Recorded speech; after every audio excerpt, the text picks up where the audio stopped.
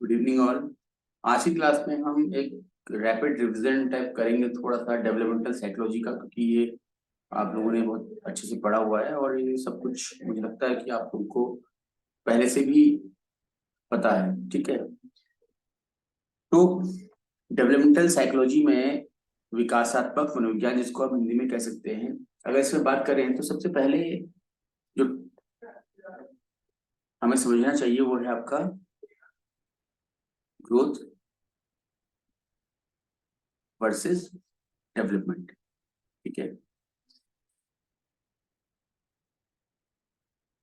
यानी अभिवृद्धि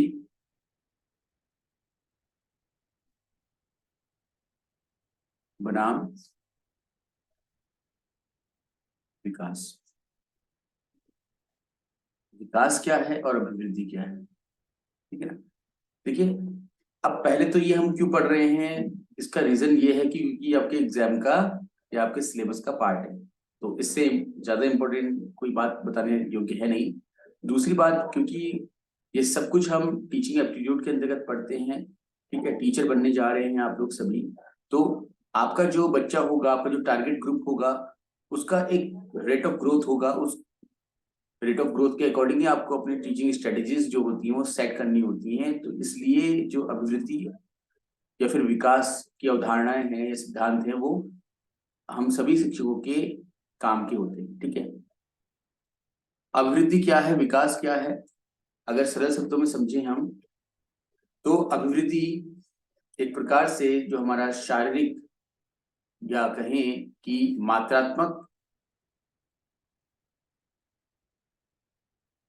परिवर्तन जो शरीर में होता है, उसको हम अभिवृद्धि के रूप में ले सकते हैं। ठीक है, जिसको कि हम ये मानते हैं कि लगभग जन्म से लेकर के या फिर कंसीव होने से, जब बच्चा गर्भ में होता है तभी से ये अभिवृद्धि आरंभ हो जाती है और सामान्यतः 18 वर्ष तक ये चलती है।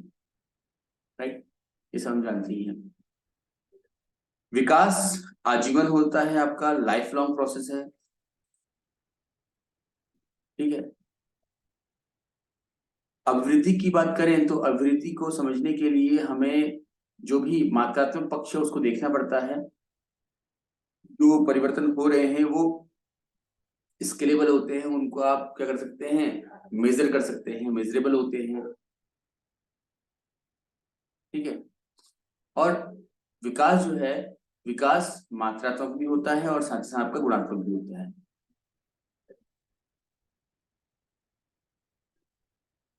वो गुणात्मक है। ठीक है, अंग्रेजी में लिखना चाहें तो इसको आप, ये हो गया आपका quantitative,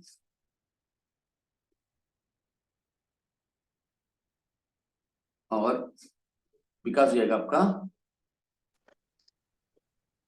good evening quantitative. Sir. Good evening. Quantitative and qualitative. ठीक है, क्योंकि विकास में क्वांटिटी तो होगी। देखो, अभिवृद्धि अपने आप में विकास का एक पक्ष है। ठीक है, क्लियर हो गया, यानी कि विकास के अंदर ही अभिवृद्धि आता है। विकास अभिवृद्धि से बहुत ज्यादा व्यापक अवधारणा है। ठीक है, जहां पर और भी सारे पक्ष आते हैं, जैसे एक सामान्य परिभाषा में समझिए हम, आपके शरीर में भार का बढ़ना, लंबाई का बढ़ना। ठीक है, भार, लंबाई, ठीक है, और बाकी जो हमारी जो मसल्स होती हैं उनकी मजबूती है, आपकी जो हड्डियां हैं उनमें मजबूती है, ये सब कुछ क्या है, ये अभिवृद्धि के घोतक हैं या अभिवृद्धि को इनके माध्यम से हम समझ सकते हैं। जबकि विकास में आपका इनके अतिरिक्त भार, लंबाई आदि तो होगा ही होगा, इसके अतिरिक्त आपका सामाजिक, भाषाई, ठीक है, संवेगात्मक,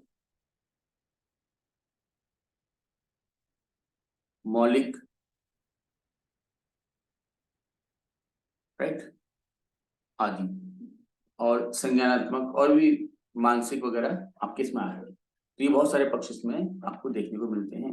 और आप समझ सकते हैं कि जो भाषाई पक्ष है उसमें भाषा की गुणवत्ता कितनी बढ़ रही है उसकी हम बात करते हैं, तो वो क्वालिटेटिव हो जाता है। नंबर ऑफ वर्ड कितना बच्चा अपने वोकैब में ऐड कर पा रहा है, ठीक है, उस क्वांटिटी को इसमें हम नहीं ले रहे हैं, लेना चाहें तो ठीक है हम यूज कर सकते हैं। संवेगात्मक की बात करें तो बच्चे के अंदर इमोशंस का जो विकास है वो किस रूप में हो रहा है, उसकी क्वालिटी कैसी हो रही है, ठीक है, मौलिक विकास कैसा हो रहा है, ये सारा का सारा क्या आपका विकास के अंतर्गत आ जाता है। तो ये कुछ डिफरेंसेस हैं अभिवृद्धि और विकास के बीच, जिससे हम इन दोनों को डिफर कर सकते हैं, इन दोनों को अलग कर सकते हैं। अदरवाइज देखा जाए तो ये दोनों समान ही है, ठीक है। प्रत्येक जीव, चाहे वो मनुष्य हो चाहे वो पेड़ पौधा हो, उनका अपना एक रेट ऑफ डेवलपमेंट होता है, एक दर होती है उनके विकास की, ठीक है। किसी की बहुत धीमी होती है, किसी की बहुत ज्यादा होती है। इसी क्रम में कुछ सिद्धांत आप लोगों ने पढ़े हैं विकास के, है ना, प्रिंसिपल्स ऑफ डेवलपमेंट जिनको बोलते हैं, राइट। जैसे जो भी विकास होगा प्रत्येक व्यक्ति में, ठीक है, उसमें कुछ समानताएं होंगी, और वो पहली समानता जो होती है वो होती है आपकी यूनिफॉर्मिटी ऑफ ऑर्डर, ठीक है, कि समान क्रम।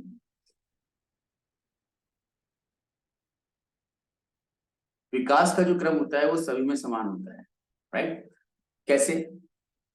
जैसे अगर हम भाषाई विकास की बात करें तो कोई भी बच्चा जो है वो पहले किसी भी नेटिव लैंग्वेज को, चाहे उसकी नेटिव लैंग्वेज हिंदी है, चाहे कुमाऊनी है, चाहे गढ़वाली है, चाहे अंग्रेजी है, कुछ भी है, तो जो उसकी नेटिव लैंग्वेज होती है उसमें सबसे पहले बच्चा सुनना शुरू करता है, यानी कि उसकी हियरिंग शुरू होती है।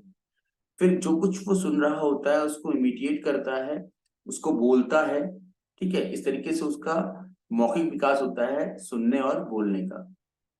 उसके बाद पढ़ना लिखना, ये क्या है आपका, ये सेकेंडरी स्किल होते हैं, क्योंकि इसमें फिर बच्चे को सिखाया जाता है। सुनना और बोलना बच्चा स्वतः सीखता है, वो कोई सिखाता नहीं है उसको। बात समझ में आ रही है आप लोगों को?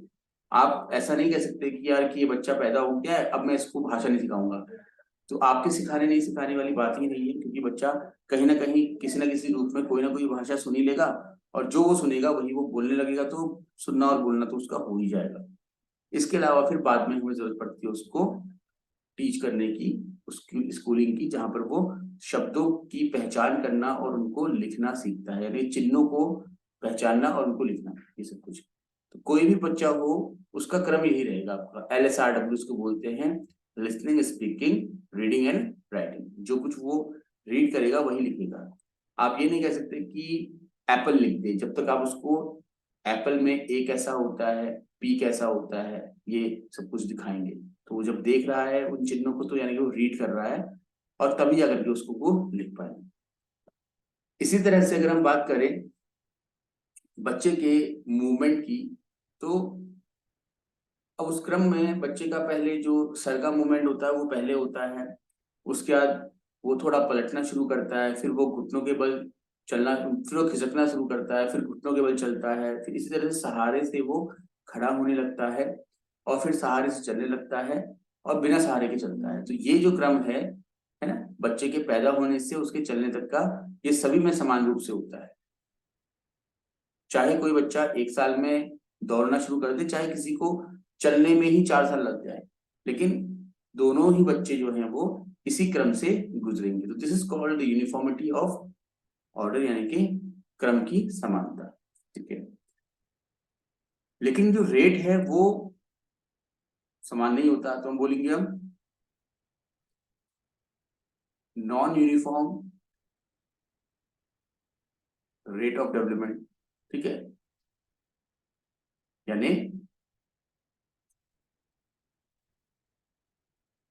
दर की असमानता है, असमान दर, ठीक है। अब ये दर क्या होती है, ठीक है, कोई चीज कितने समय में हो रही है, किसी काम को होने में कितना समय लग रहा है, वो उसकी दर होती है। रेट ऑफ इंटरेस्ट बहुत सुना होगा आपने, ब्याज की दर। कभी जो ये रेट है वो तिमाही होता है, कभी ये आपका छमाही होता है, कभी ये सालाना होता है ना। इसी तरह से विकास की भी एक दर होती है, रेट होता है। कोई बच्चा 1 साल में अपने पैरों में बिना किसी सहारे के चलने लगता है, किसी बच्चे को चलने में 4 साल लग जाते हैं। तो दोनों के चलने की जो दर है वो अलग होगी। एक की जो चलने की दर है वो 1 साल होगी, दूसरे की 4 साल होगी। कुछ बच्चे साल भर में बोलना शुरू कर देते हैं, शब्दों का उच्चारण शुरू कर देते हैं। कुछ बच्चों को उच्चारण मात्र में 4 से 5 साल लग जाता है। तो जिसको 4-5 साल लग रहा है उसकी दर जो है वो धीमी है। बात समझ में आ रही है आप लोगों को? ठीक है, this is called the non uniform rate of development, यानी कि असमान दर किसकी? विकास की। फिर प्रिंसिपल ऑफ इंटरेक्शन।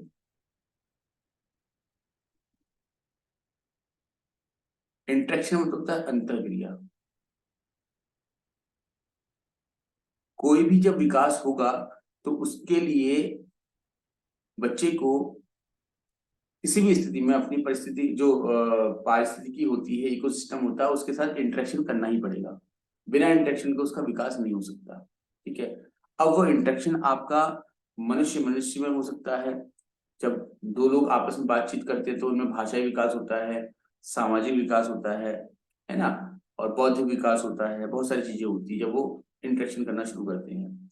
अगर शारीरिक विकास की बात करें तो बिना कुछ खाए बिना कुछ पिए तो बच्चे का शरीर जो है वो जीवित भी नहीं रह सकता। तो इट मीन्स उसको उस समय जो वातावरण है, जो इन्वायरमेंट है, उसके उन घटकों के साथ इंटरेक्शन करना पड़ रहा है जो उसको पोषक तत्व प्रदान कर रहे हैं।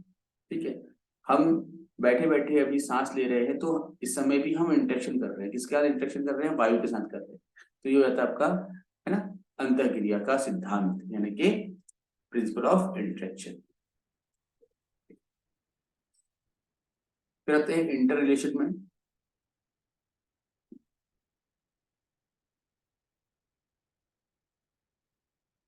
यानी अंतः संबंध, और यहाँ अंतः संबंध का मतलब क्या है यहाँ पर? तो यहाँ पर हमें समझना जरूरी है कि किसी भी स्थिति में विकास के अनेकों पक्ष होते हैं। ठीक है, जिनमें कि अभी थोड़ा बहुत मैंने आपके सामने लिखे थे, जैसे शारीरिक विकास, मानसिक विकास, बौद्धिक विकास, भाषाई विकास, सामाजिक विकास, नैतिक विकास और संवेगात्मक विकास। ठीक है, तो जितने भी विकास के पक्ष होंगे ना, इसका माइक अनम्यूट कर दिया, तो जितने भी विकास के पक्ष होंगे वो आपस में क्या होंगे? इंटर रिलेटेड होंगे। इट मीन्स कि जब आप किसी एक पक्ष के विकास पर डायरेक्ट फोकस कर रहे हैं तो उस समय अन्य पक्षों का भी विकास होता हो रहा है। उदाहरण के लिए, अगर अपने बौद्धिक विकास के लिए आप कोई गणितीय संगणना कर रहे हैं, यानी कि मैथमेटिकल कैलकुलेशंस वगैरह कर रहे हैं, जिससे कि आपका जो ब्रेन स्टॉर्मिंग हो और आपका बौद्धिक विकास हो, पजल्स वगैरह करते ही हम, तो उस समय उन पजल्स को समझने के लिए हम जो कुछ भी विचार कर रहे हैं वो किसी ना किसी भाषा में, चाहे वो हिंदी भाषा हो चाहे अंग्रेजी भाषा हो, किसी ना किसी भाषा के रूप में हो रहा है। तो हम कह सकते हैं कि उस समय बौद्धिक विकास पर आपका बल है, किंतु इनडायरेक्टली लिंग्विस्टिक डेवलपमेंट यानी भाषाई विकास भी आपका हो रहा है। ठीक है, और साथ ही साथ हम ये देख सकते हैं कि बौद्धिक विकास और भाषाई विकास तो हमको प्रत्यक्ष रूप से तब भी दिखाई दे रहे हैं, है ना, लेकिन जिस पल आप इस प्रकार की प्रैक्टिसेस करते हैं तो आप लोग ये समझते होंगे, अब ये तो थोड़ा सा आजकल ट्रेंड में है ही, है ना, हेल्थ कॉन्शियसनेस जिसको हम बोलते हैं, कि जब भी व्यक्ति किसी कार्य में व्यस्त होता है बिना मानसिक तनाव के, और जब पजल्स वगैरह करते हैं तो ऐसा कोई तनाव होता नहीं, क्योंकि वो अपने इंटरेस्ट के लिए कर रहे होते हैं, उस समय उसका जो वो स्वास्थ्य होता है वो उत्तम स्तर पर होता है। इट मीन्स ये आपसे कहा जाता है कि आप योगा करिए, आप जिम करिए, आप जॉगिंग करिए। तो जब भी आप ये कुछ काम कर रहे होते हैं उसमें आप फोकस होते हैं, और जब आपका फोकस किसी एक काम पर होता है तो उस समय आपके स्ट्रेस लेवल जो होता है वो बिल्कुल शून्य हो जाता है। और जब स्ट्रेस लेवल शून्य होता है तो आपके जितने भी हार्मोन्स होते हैं वो बैलेंस्ड फॉर्म में आपका सेक्रेट हो रहे होते हैं और शरीर आपका स्वस्थ हो रहा होता है। ठीक है, तो सोचिए आपका तो हेल्थ भी इंप्रूव हो रहा है उसमें। ठीक है, तो इस तरीके से हर पक्ष जो है आपस में आपका इंटररिलेटेड आपको दिखाई देगा। अगर यही जो ड्रिल है, पजल वाली ड्रिल है, ये आप अपने कुछ साथियों के साथ मिलकर कर रहे हैं तो उस समय आप एक टीम वर्क में हैं, है ना, आप एक समूह कार्य में लगे हुए हैं, और समूह का मतलब होता है एक समाज, और आपका सामाजिक विकास होता हुआ आपको दिखाई देगा। पजल सॉल्व होने पर बेशक आपको सफलता मिली है, बट आप धैर्य के साथ अगली पजल को सॉल्व करने चले जाते हैं और अगली पजल करते हैं बिना किसी अननेसेसरी एक्साइटमेंट के। ठीक है, और अगर आपसे पजल सॉल्व नहीं हो पाती तो आप धैर्य के साथ उसी पजल को दोबारा से सॉल्व करने की कोशिश करते हैं। तो इट मीन्स ये आपका संवेगात्मक विकास हो रहा है, इमोशनल डेवलपमेंट हो रहा है कि पजल सॉल्व नहीं हुई तो आपको गुस्सा नहीं आया एकदम से। ठीक है, आप निराश नहीं हुए एकदम से, और पजल अगर सॉल्व भी हो गई तो आप ओवर एक्साइटेड नहीं हुए एकदम से।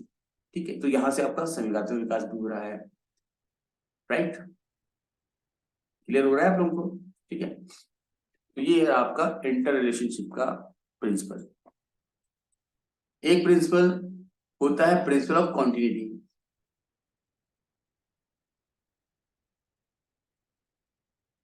निरंतरता का सिद्धांत। विकास गर्भावस्था से व्यक्ति की मृत्यु तक निरंतर चलने वाली प्रक्रिया है। ये परिभाषा आपने कई बार सुनी होगी। चाहे किसी भी स्तर का विकास हो, वो आपका सदैव होता ही रहता है, चाहे वो सामाजिक हो, चाहे शारीरिक हो, चाहे मानसिक हो, चाहे बौद्धिक हो, चाहे भाषाई। ठीक है, इंसान 70-80 साल की उम्र का हो गया है, अभी कुछ नई टेक्नोलॉजी आई, कुछ नई खोज हुई, तो उसने समाचार में पढ़ा, तो 2 शब्द नए सुन लिए उसने, तो उसका भाषाई विकास हो गया 70-75 साल की उम्र में। ठीक है, कुछ नई जानकारी मिली उसको, उसका बौद्धिक विकास हो रहा है वहां पर। ठीक है, 70-75 साल की उम्र में उसके परिवार में कुछ नए सदस्य जुड़ रहे हैं, बच्चों की शादियां हो रही हैं, है ना, तो एक नया वातावरण बन रहा है, उस वातावरण में वो समायोजन करने की प्रयास कर रहा है, सामाजिक विकास भी हो रहा है। तो विकास जो है वो कभी रुकता नहीं, वो चलता ही रहता है। विकास का मतलब सिर्फ ये नहीं कि हमने पैसा कमा लिया है, कि हमारे पास आज एक घर था कल 2 घर हो जाएंगे। This is not a kind of development. ठीक है, ये सिर्फ एक फाइनेंशियल डेवलपमेंट है, जो कि शायद उतना सही नहीं है इंसान के स्वास्थ्य के लिए। राइट, आगे बढ़ते हैं। स्वास्थ्य के लिए मतलब कि जब हम किसी भी प्रकार के फाइनेंशियल क्या बोलते हैं ग्रीड में पड़ते हैं तो निश्चित रूप से बीमारियां हमें घेर लेती हैं। तो इसलिए सुखी रहो और संतुष्ट रहो। आगे बढ़ते हैं हम। फिर और जो कुछ प्रिंसिपल्स ऑफ डेवलपमेंट है, इनमें होता है आपका एक प्रिंसिपल डेवलपमेंट होता है प्रिंसिपल ऑफ प्रिडिक्शन। ठीक है, पूर्व, प्री मतलब पूर्व, डिक्शन मतलब कथन। अभी पूर्व कथन क्या है? आपने देखा होगा कि कई बार आपके परिवार के जो बड़े बुजुर्ग होते हैं, वो जब भी आपने बच्चों की अपब्रिंगिंग की होगी वो बता देते हैं कि यार ये बच्चा अभी तो तुम्हारा 6 महीने का हो गया, अब इसको ऐसे चल लेना चाहिए था, अब इसको इतने शब्द तो बोल लेने चाहिए थे, 2 साल का हो गया इसको। मतलब वो बच्चे की उम्र के हिसाब से, उसकी आयु के हिसाब से बच्चे का कितना विकास हो जाना चाहिए इस संबंध में अपने जो मत हैं, जो ओपिनियंस है वो रखना शुरू कर देते हैं। ठीक है, तो यही तो प्रिडिक्शन है, कुछ और प्रिडिक्शन थोड़ी है। अब कोई बच्चा जो है वो अगर थोड़ा बहुत मैथमेटिकल कैलकुलेशन अच्छी कर लेता है, क्लास 6 में 7 में बहुत अच्छे अच्छे सम कर लेता है, सारे ही बच्चों से अच्छा रिस्पॉन्स उसका है, तो टीचर कहने लगता है कि यार ये तो बच्चा मैथ्स में बड़ा अच्छा है, ये तो एक अच्छा इंजीनियर बन सकता है।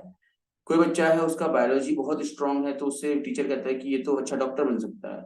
किसी का जीके बहुत स्ट्रांग है तो टीचर कहता है कि इसको तो आईएएस बनना चाहिए। तो ये भी तो प्रिडिक्शन ही हो रही है, और प्रिडिक्शन किस बेसिस पे हो रही है? बच्चे के बौद्धिक विकास को देखते हुए। ठीक है, तो बौद्धिक विकास को देखते हुए उसके भविष्य की प्रिडिक्शन की जा रही है।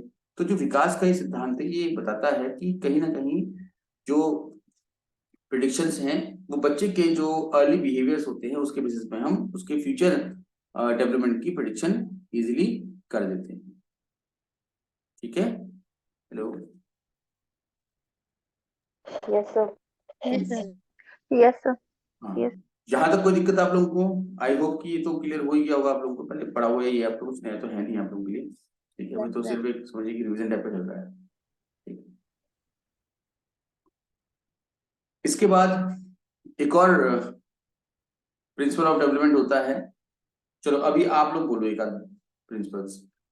ठीक है, सेप्टिक ऑर्डर है आपका, प्रॉक्सिमल डिस्टल है, स्पाइरल वर्सेस लीनियर एडवांसमेंट है। ठीक है, अब बताओ और बताओ।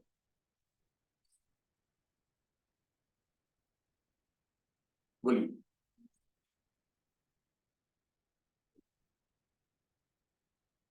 हेलो। चलिए, ठीक है।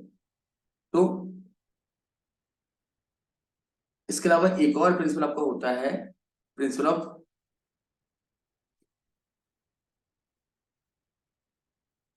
इंटीग्रेशन।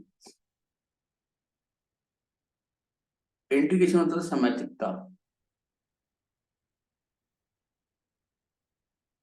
समैतिकता और समैतिकता बोलते हैं, मतलब देख लेना। ठीक है, मतलब इंटीग्रेशन मतलब कि सबको एक साथ लेकर के आना। ठीक है, समझ में आ रहा है आपको? तो जैसे अभी हम बात कर रहे थे इंटर रिलेशनशिप की, कि इंटर रिलेशनशिप में क्या होता है कि एक अगर विकास के हम बात करते हैं, कोई भी एक डेवलपमेंट पर हम काम कर रहे हैं, हम फोकस्ड हैं उस पर, तो उसके साथ साथ अन्य जो विकास हैं वो भी ऑटोमेटिकली होने लगते हैं। ठीक है, तो इंटीग्रेशन में भी कुछ इस तरीके से ही है कि जो हमारा बॉडी है वो इंटीग्रल पार्ट है आपका, अलग अलग जो ऑर्गन्स होते हैं उनका। ठीक है, अगर एक ऑर्गन में कोई प्रॉब्लम आएगी तो डेफिनेटली उसका इम्पैक्ट जो है वो डिफरेंट ऑर्गन्स में भी पड़ जाएगा। इसी तरह से एक ऑर्गन के लिए अगर आप कुछ कर रहे हैं तो उससे आपके अन्य जो ऑर्गन्स हैं वो भी अफेक्टेड होते हैं, चाहे वो पॉजिटिव वे में उसके डेवलपमेंट की बात करें, चाहे नेगेटिव वे में डिजीज की बात करें। ठीक है, तो कोई भी एक पक्ष होगा उसके साथ अन्य सारे ही पक्ष जो है वो अचानक से आपके विकसित होने लगते हैं। हेलो। तो इस विकास को थोड़ा सा डिफाइन करते हुए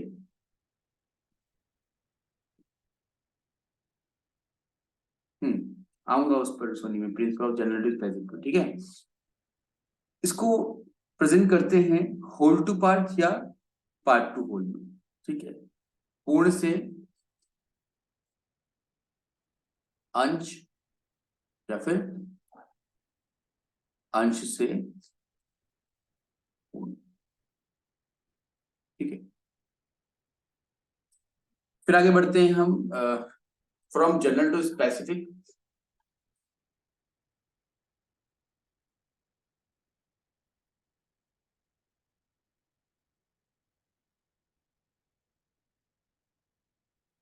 यानी सामान्य से विशिष्ट। तो बहुत सरल प्रिंसिपल है आपका, तो पता ही होगा आप लोगों को। ठीक है, कि जब भी कोई विकास होता है तो पहले सामान्य पक्ष पर उसका असर पड़ता है, फिर उसके बाद वो विशिष्टता को प्राप्त करता है। जैसे भाषाई विकास का एक बेहतरीन उदाहरण मैं इसमें आपको देता हूँ कि कोई भी व्यक्ति है वो जब भाषा सीखना शुरू करता है तो वो पहले ध्वनि, फिर अक्षर, फिर शब्द, फिर वाक्य, उसके बाद फिर कहीं जाकर के वो फिर छंद, अलंकार, है ना, और रस, इनकी तरफ जाता है और एक बेहतरीन कवि बनता है। ठीक, तो चाहे कोई बड़ा साहित्यकार हो, कोई कवि हो, कोई लेखक ही क्यों ना हो, उसकी भी जो शुरुआत हुई होगी उस भाषा को सीखने की उसी तरह से हुई होगी जैसे सामान्य व्यक्ति सीखता है। तो सामान्य मतलब वही ध्वनि, समझना, सुनना, उसको पहचानना, अक्षर की पहचान करके उसको लिखना, शब्दों की पहचान करना, उनके अर्थों को समझना, उनके वाक्यों में क्या प्रयोग है उसको समझना। ठीक है, और इस प्रकार से वाक्य निर्माण करना। ये हर कोई व्यक्ति करता है जो उस भाषा में कुछ भी लिख रहा हो। जरूरी नहीं कि वो कविता लिख रहा हो, कहानी लिख रहा हो, सामान्य प्रश्न का उत्तर दे रहा हो तब भी वो यही कर रहा होता है। ठीक है, तो जो कवि होता है, जो उस भाषा साहित्य का एक कह सकते हैं कि विशिष्ट व्यक्ति होता है, वो भी इसी तरह से अपना जो भाषा ज्ञान है उसका विकास किया होता है। तो आप देख रहे हैं कि सामान्य हो, पहले सामान्य जो भाषा है, आपको भाषा का सामान्य पक्ष है वो सीखना होगा, फिर अगर क्या विशिष्ट की हो जाएगी। ठीक है, ठीक है ना। इसी प्रकार से अगर हम बात करें अपनी बॉडी मूवमेंट की, तो आपने देखा कोई छोटे बच्चे होते हैं, जब शुरुआत में कोई भी चीज उनके सामने रखोगे तो वो उसको पूरी मुट्ठी से पकड़ते हैं। ठीक है, जैसे आप पेन है, आपसे कहा जाए पेन पकड़ो, कैसे पकड़ोगे आप? वही एक आपका थंब हो गया, दो आपकी फिंगर्स हो गई, उससे पकड़ोगे आप। लेकिन बच्चे को दोगे, छोटे बच्चे को जो 4-5 महीने का, जो थोड़ा मूवमेंट कर रहा था, वो पूरी मुट्ठी पकड़ के पकड़ेगा हाथ उसके। 4-5 महीने छोड़िए, जो बच्चा 1 साल का 1.5 साल का हो गया, वो भी पूरी मुट्ठी से ही पकड़ेगा, जब तक तो उसको हम सिखाना दें। ठीक है ना। हेलो। Yes sir. इसी Yes. तरह से पेन पकड़ना हो, चाहे चम्मच पकड़ना हो, चाहे कोई चीज खाना हो निकाल करके, वो सब कुछ मुट्ठी से करेगा, क्योंकि वो मुट्ठी क्या है, एक पूर्ण है, वो हाथ के मूवमेंट का पूर्ण रूप है। और विशिष्ट रूप क्या है? फिंगर्स का मूवमेंट। तो बच्चा फिंगर्स का मूवमेंट अलग अलग या विशिष्ट तरीके से नहीं कर पाता है, तो वो एज अ होल इनका मूवमेंट कर रहा होता है, पूरे अपने पाम का, यानी कि पूरी मुट्ठी का, इस तरह से हथेली का। तो ये हो गया सामान्य सृष्टि की ओर। फिर आते हैं हम प्रिंसिपल ऑफ सेफलोकॉर्डल।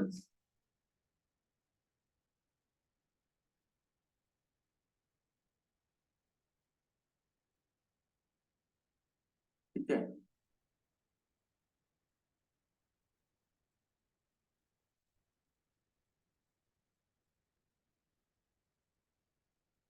सेफलोकॉर्डल का मतलब क्या होता है? From head to tail, sorry tail, हाँ, सर से पूंछ की तरफ या ऊपर से नीचे की तरफ, इसको हम डाउनवर्ड अप्रोच भी कहते हैं डेवलपमेंट। ठीक है, also known as the downward approach.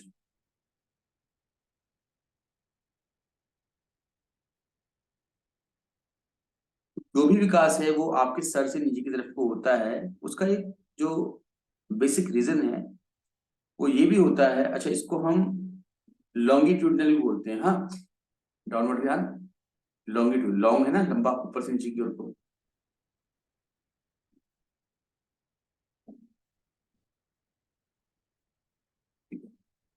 लंबवत लिख लीजिएगा हिंदी में इसको आप, है ना। तो क्योंकि जो हमारा या बच्चे का जो सर होता है उसका विकास पहले होता है, फिर उसके बाद जो नीचे के भाग है उनका विकास हो रहा होता है। देखो, उसका एक बेसिक रीजन ये भी होता है कि आपका जो स्पाइनल है वो पूरी तरह से कंट्रोल होता है आपके हेड से। ठीक है, तो इस वजह से, और आपने देखा भी होगा कि बच्चे का जो पहला मूवमेंट होता है वो सर का ही हो रहा होता है। ठीक है, प्रॉपर जो मूवमेंट होता है, सर को इधर करना, उधर करना, ये वो सब कुछ। ठीक, तो इस तरीके से सेफलोकॉर्डल का मतलब हेड टू टेल, लॉन्गिट्यूडनल और डाउनवर्ड, ये 3 तरीके से इसको आप समझ सकते हैं। इसके बाद दूसरा आता है प्रॉक्सिमल डिस्टल टेंडेंसी।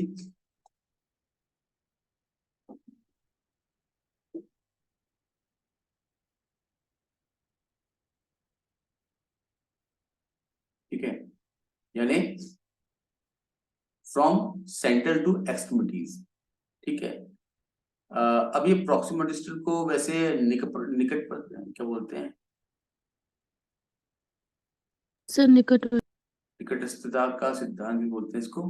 ठीक है, या समीपस्थता। हालांकि ये बहुत सटीक शब्द नहीं है, इसको, इसका हिंदी ट्रांसलेशन नहीं कर सकते हम। ठीक है, फिर भी समझने के लिए, तो सेंट्रल से आउटर पार्ट की तरफ, यानी कि आप ये समझिए कि आपके हार्ट से या आपकी स्पाइनल कॉर्ड बीच में सेंटर में होती ना, सिंपल समझना, आपकी स्पाइनल कॉर्ड कहाँ है, प्रॉपर सेंटर आप देखिएगा तो आपके सेंटर में एग्जैक्ट क्या है, स्पाइनल कॉर्ड है। और यही स्पाइनल कॉर्ड है जिससे कि आपकी जितनी भी नर्व्स हैं वो क्या है, निकली हुई हैं, आपकी बॉडी के अदर पार्ट्स तक पहुंची हुई हैं। और आप जानते हैं कि किसी प्रकार के सिग्नल जो होते हैं जिनको हम न्यूरॉन्स बोलते हैं, ठीक, वो सारे के सारे यहीं से आपकी कंट्रोल होकर के आपके बॉडी के आउटर पार्ट तक जाते हैं। आपकी बॉडी के आउटर पार्ट जब एनवायरनमेंट के साथ इंटरेक्शन करते हैं तो उस इंटरेक्शन का जो सिग्नल होता है किसी भी फॉर्म में हो, चाहे वो अगर आपने किसी आग में हाथ लगा दिया तो सिग्नल आपका क्या होगा, हीट के फॉर्म में होगा। बर्फ में हाथ लगा दिया तो सिग्नल आपका है ना कोल्ड के फॉर्म में होगा, ठीक है। किसी सुई में हाथ लगा दिया तो आपका एक करंट टाइप का होगा, उस फॉर्म में होगा। तो वो सिग्नल आपका सीधे सेंटर में पहुंचता है, वहां से फिर आपके ब्रेन में जाता है, फिर ब्रेन से जो सिग्नल आते हैं, जो ऑर्डर्स आते हैं, वो अगेन ट्रांसफर करता है आपकी बॉडी के एक्सट्रीम पार्ट्स को कोई एक्शन लेने के लिए। ये आपका इतने स्पीडी होता है, फ्रैक्शंस ऑफ सेकंड्स में होता है कि हमें नहीं पता चलता कि ब्रेन से कब ऑर्डर आया, कब ऐसा कुछ हुआ, ठीक है। ये ऑटोमेटिकली आपका चल रहा है। जितने साइकोलॉजी बहुत अच्छे से पढ़ी है उनको ये बातें पता ही है, उन आप लोगों ने कुछ नया नहीं सुना अभी, सब कुछ आपको पता होता है, ठीक है ये सब। तो ये है आपका प्रॉक्सिमल डिस्टल टेंडेंसीज को हम बोलते हैं। क्या होते हैं इसका, सेंट्रल टू एक्सट्रीमिटीज, ठीक है, केंद्र से बाहर की ओर।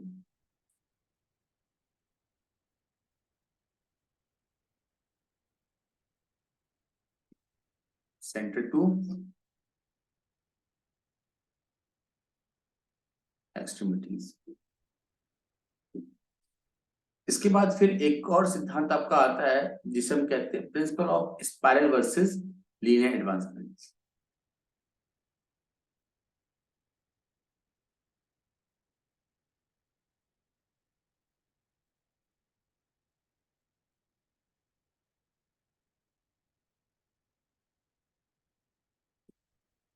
स्पाइरल को बोलते हैं सर्पिला, सर्पिला, ये सर्पिला हो गया आपका, ठीक है। सर्पिला बनाम रेखीय। क्या हुआ ये रेखीय क्या होता है, देखो सर्पिला क्या होता है, आप लोग स्पाइरल बाइंडिंग बहुत कराई हुई, तो इस तरीके से आपकी ये बाइंडिंग होती है ऐसे घूम करके। जब कोई भी घुमाव जो होता है वो दोबारा से एक जिस बिंदु से निकला है उस बिंदु में दोबारा एक ना एक बार आता ही है इस प्रकार से, ठीक है। आगे एक टर्म और सुनेंगे आप, स्पाइरल करिकुलम, है ना, जो कि जब ब्रूनर को पढ़ेंगे आप, जेरोम ब्रूनर को, तो उन्होंने वो कंसेप्ट किया है स्पाइरल करिकुलम का, ठीक। तो ये स्पाइरल का मतलब क्या, जो विकास आपका है वो स्पाइरल फॉर्म में हो रहा है। अब ये स्पाइरल फॉर्म में हो रहा है का मतलब क्या, कि एक भी कोई भी एक पक्ष जो विकसित आपका हुआ है वो विकास की उस प्रक्रिया में दोबारा शामिल होगा। उदाहरण के लिए छोटा बच्चा है, उसकी मसल्स स्ट्रेंथन होती है, मजबूत होती हैं, फिर जब उसकी लंबाई बढ़ती है तो फिर से वो मसल्स क्या होती हैं, खिंचती हैं और वीकन होना शुरू हो जाती हैं। उसके बाद फिर वो थोड़ी देर के लिए, थोड़े समय के लिए रुकता है और अगेन मसल्स को स्ट्रेंथ कर देता है, मतलब इस तरह से ही चलता रहता है। इसलिए आपने आप जब विकास के वो पढ़ते हैं, आप क्रम पढ़ते हैं, आयु पढ़ते हैं, तो आप देखते हैं कि एक आयु में लंबाई वगैरह बहुत बढ़ती है और एक आयु में फिर कुछ समय के लिए वो स्थिर हो जाती है, तो उस समय उसकी मजबूती बढ़ रही होती है, ठीक है। ये सारी चीजें हैं, तो ये आपका स्पाइरल के अंतर्गत आता है,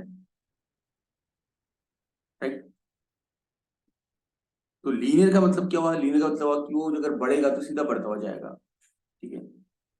तो इसलिए डेवलपमेंट जो है वो कभी लीनियर नहीं होता, वो हमेशा क्या होता है आपका स्पाइरल होता है, राइट।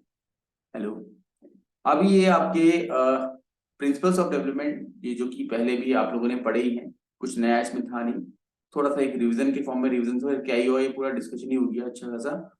तो अगर यहाँ पर कुछ पूछना है आप लोगों को पूछ लीजिए, क्योंकि फिर इसके बाद हम आगे बढ़ेंगे। आगे के टॉपिक जो जीन प्याजे हैं, वाइगॉस की, उनको थोड़ा सा स्पीड में करने की कोशिश करेंगे जितना हो सके। तो प्लीज अगर कुछ पूछना है तो यहाँ तक पूछ लीजिएगा।